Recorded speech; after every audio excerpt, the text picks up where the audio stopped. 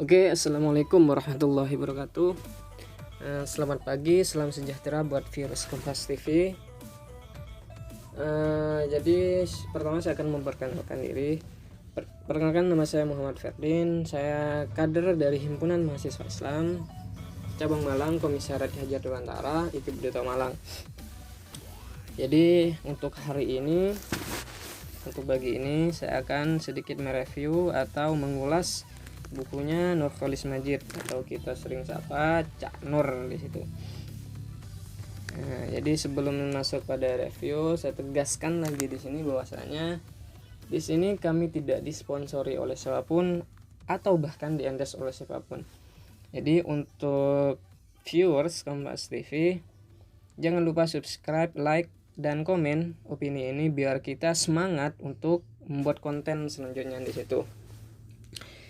Jadi dan juga saya ucapkan terima kasih kepada Kompas TV yang sudah mewadahi ini karena sudah kedua kalinya ya saya rekaman di sini gitu. Jadi yang sudah mewadahi kami untuk selalu memberikan suatu informasi dan suatu ilmu kepada Kompas TV semua ya, viewers Kompas TV semua di sini. Jadi masuk pada review. Jadi buku Khazanah Intelektual Islam, yaitu suntingan Profesor Nurcholish Madjid, kini sudah menjadi klasik di situ. Jadi pertama kali diterbitkan atau dicetak itu pada tahun 1984 di situ. Jadi karya ini tetap eksis dan juga relevan untuk memahami intelektual Islam. Jadi tidak hanya di masa silam, tapi juga di masa mutakhir ini atau masa dewasa ini, dan juga tentunya di masa depan. Jadi dengan kandungannya yang ada di dalamnya yang mencakup berbagai tokoh terkemuka pemikir Islam yang mewacanakan pemikiran sejak dari ilmu kalam, filsafat, tasawuf sampai sosial politik di situ. Jadi di sini juga saya merekomendasi untuk viewers TV untuk membaca buku ini. Jadi buku ini wajib, sudah menjadi suatu bacaan wajib biar kita paham khazanah intelektual Islam, khazanah pemikir Islam di situ. Jadi biar kita paham bahwasanya di Islam itu juga ada sarjana hebat, yaitu para sarjana hebat dan juga para intelektual Islam, para intelektual hebat di situ. Jadi biar kita juga paham Islam perspektif historis di situ, Islam perspektif filosofis di situ. Jadi biar kita paham arah pemikir Islam di situ. Jadi di sini pertama saya akan sedikit mengulas atau menjelaskan mukaddimahnya di sini.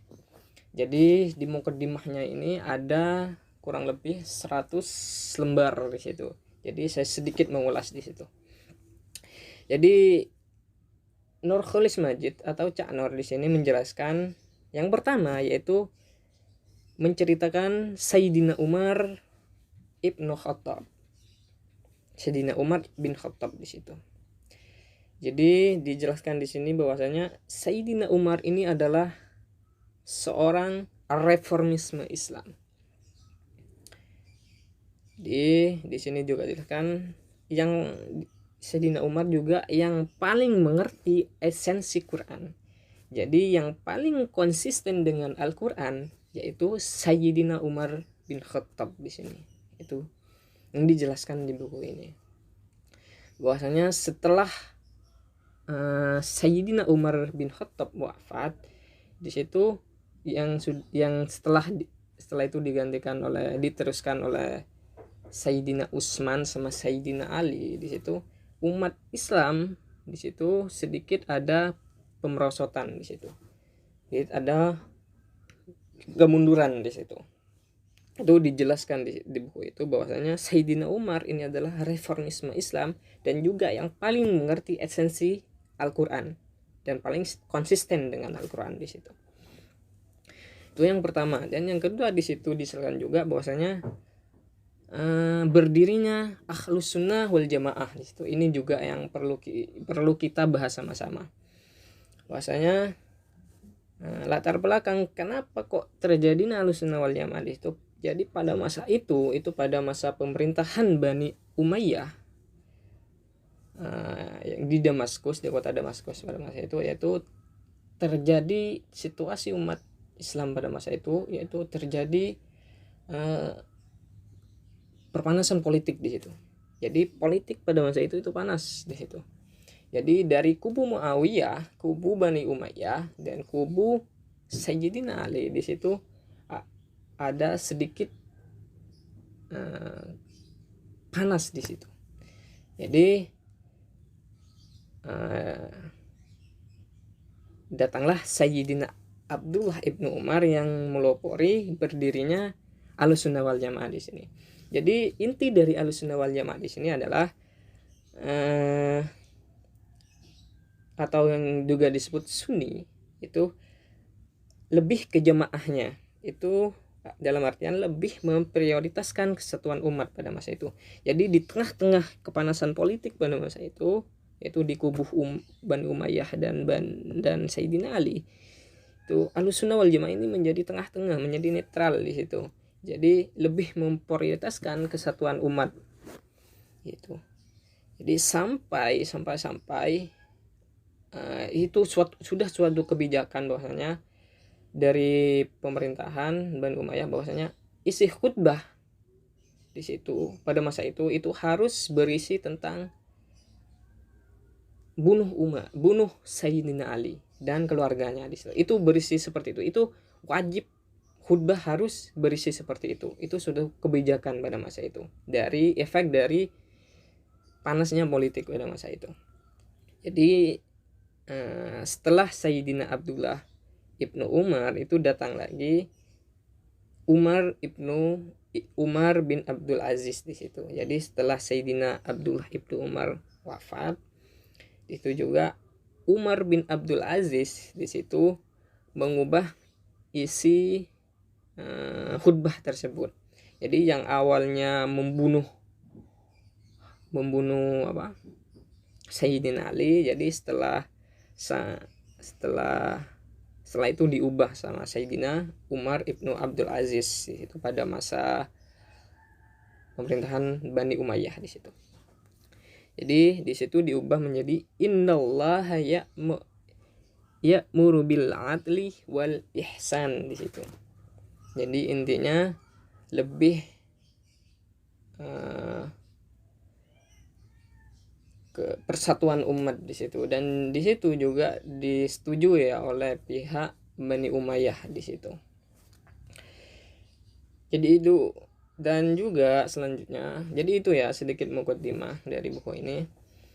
Jadi di sini juga ada beberapa tokoh intelektual di sini, yaitu yang pertama yang dijelaskan di buku ini, yaitu yang pertama Al-Kindi, terus Ibnu Sina, Al-Farabi, Al-Ghazali, Al-Asy'ari, Ibnu Khaldun, Al-Afghani, dan yang terakhir yaitu Muhammad Abduh di situ. Jadi kata Cak Nurholis Majid, semuanya intelektual Islam pada masa itu berpikir karena menuai gagasannya itu karena situasi umat itu, karena murni situasi umat Islam pada masa itu. Jadi murni karena kepentingan atau kebutuhan umat Islam pada masa itu di situ. Jadi salah satu yang dijelaskan di buku ini yaitu Ibnu Sina di sini, yaitu mendapat julukan As-Sayyikh Ar-Rais di situ. Jadi kiai utama. Jadi Ibnu Sina ini adalah multi talent. Jadi di bidang apapun itu bisa. Contohnya di bidang kedokteran, di bidang fikih, tasawuf, kalam itu juga. Dan juga di situ Al-Farabi, yaitu Al-Muallimus Tsani. Jadi guru kedua di situ. Jadi kalau guru pertamanya itu Aristoteles, jadi guru keduanya yaitu Al-Farabi di situ. Dan juga di situ tentunya itu Al-Ghazali di situ, yaitu Hujjatul Islam di situ. Itu banyak lagi, yaitu para intelektual Islam di situ. Jadi di situ ada sebutan tersendiri di situ. Jadi kalau kata Cak Nur itu pada intinya di situ itu mempunyai ciri khas masing-masing di situ. Jadi intinya di situ adalah mereka itu hadir, mereka itu menggagaskan suatu gagasan itu karena murni karena situasi umat Islam pada masa itu. Saya contohkan kepada Al-Asy'ari di situ juga di buku ini, bahwasanya Al-Asy'ari pada masa itu diserang oleh filsafat barat, dan juga umat Islam pada masa itu juga lebih condong kepada filsafat barat. Dan juga untuk menanggulangi itu Al-Asy'ari ini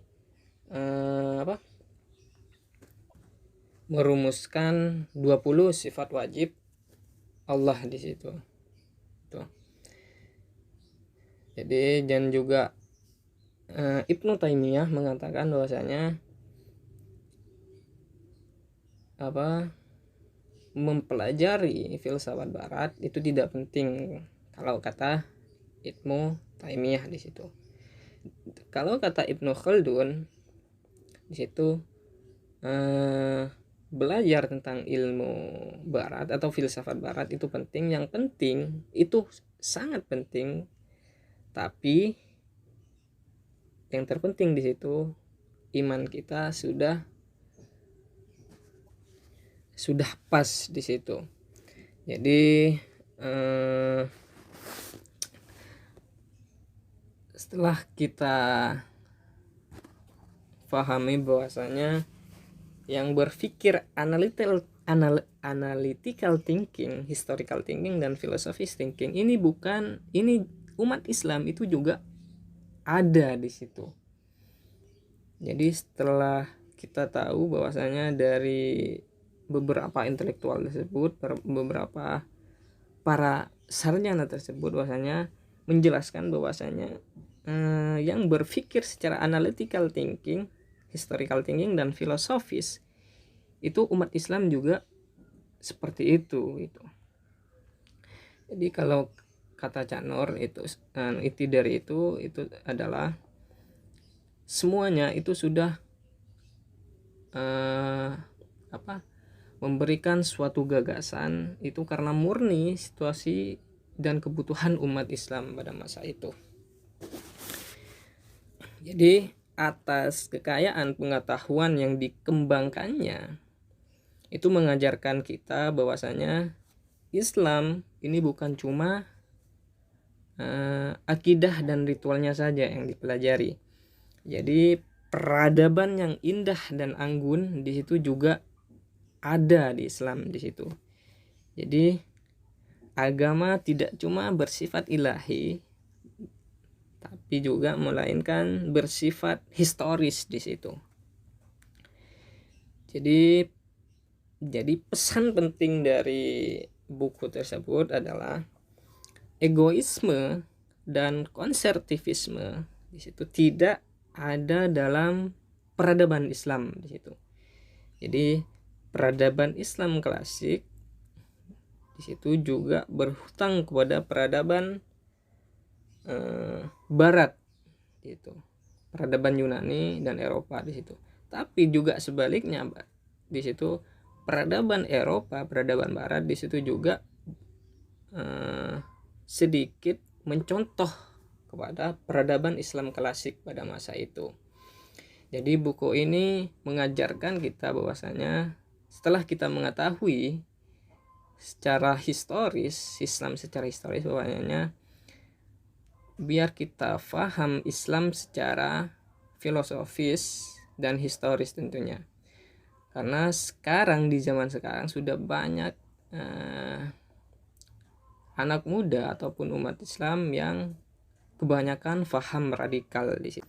Oleh karena itu perlu kita bahwasanya memahami Islam secara historis di situ. Jadi biar kita paham dan juga tidak masuk pada lingkaran radikal di situ. Jadi itu ya sedikit resensi dari buku ini.